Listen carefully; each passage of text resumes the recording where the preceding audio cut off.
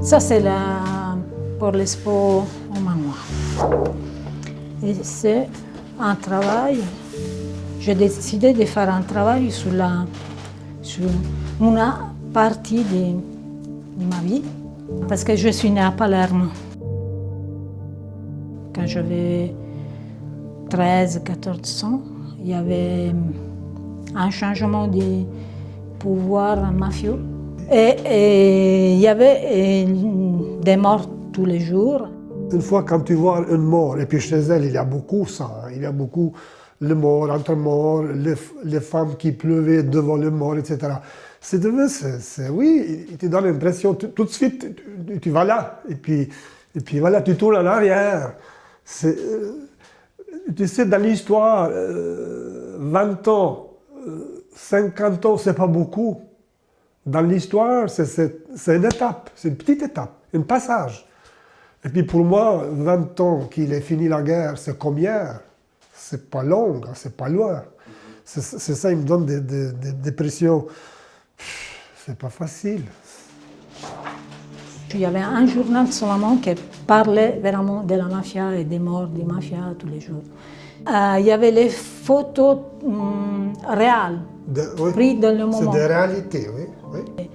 Dans le même temps, tout le monde era complètement habitué à voir des morts de la rue. Il y avait pas, les gens ne s'étonnaient pas qu'il y avait un mort de la rue. Mais moi, j'avais une attraction pour cette photo. Et au début, je n'avais pas compris. Ça, je l'ai compris après. Et les photos étaient très réelles. Dans le même temps, era comme se retrouver devant un tableau baroque. Okay. Je ne comprenais pas que derrière, il y avait une vraie douleur, une vraie souffrance. Pour moi, il n'y avait pas la différence entre la tête de San Giovanni, mort, et la tête d'un mafieux. Avec Liliana, j'ai trouvé beaucoup de choses. Nous sommes loin, si vous voulez. Nous sommes très loin. Mais j'ai trouvé des choses. Bon, elle, c'est toujours interne. Il a fait, c'est l'artiste. Hein. Il a fait. C'est nous qui doit aller chercher. Mais une fois que tu vois le photo, il y a quelque chose qui lie avec. Hein. Il y a quelque chose. Oui. Prends les photos d'archives de l'époque et prends seulement les personnages qui me rappellent encore toujours les tableaux classiques. Et ça, vous avez fait toujours au charbon, avec charbon? Non, j'ai fait la même technique. Des techniques la poudre de graphite et la spatule. Parfait. Ça me prend un peu plus que faire la sculpture. Bien sûr. Liliana, c'est une dame qui ne parle pas trop, mais c'est très intéressant. C'est les gens qui sont comme ça. Ils ne parlent pas trop, mais c'est les pictures qui parlent. C'est le travail qui parle. Et puis, ils se cachent derrière. C'est nous qui devons aller chercher. C'est très important. Mais pour aller chercher, ce n'est pas facile. Il faut, en guillemets, des outils. Ça, c'est un dessin qui... Je pense que l'unique dessin qui me touche beaucoup.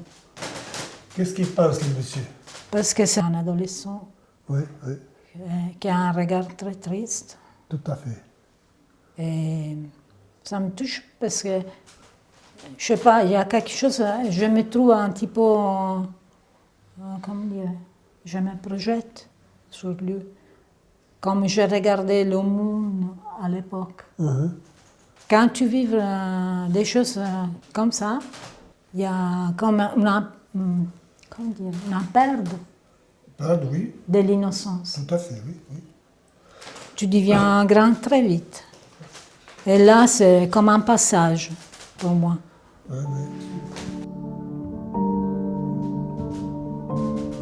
Quand tu vois ça, tu rentres dans un chemin très dur, très triste, oui.